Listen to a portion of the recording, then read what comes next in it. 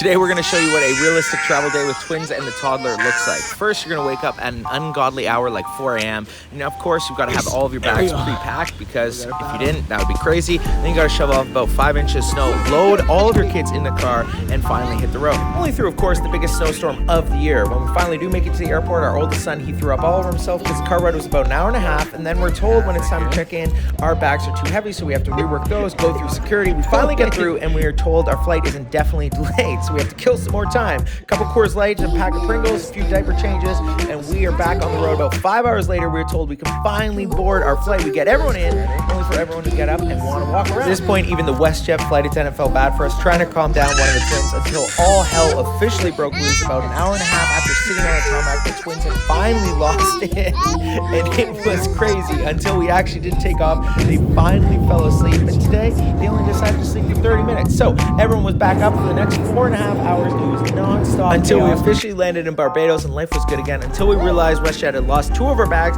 But at this point, we just had to leave them. We get in a taxi, and of course, the twins fall asleep, so they're nice and energized. When we get to the hotel, we finally get them set up in the cribs, and finally it is nighttime. That is what a day in the life looks like.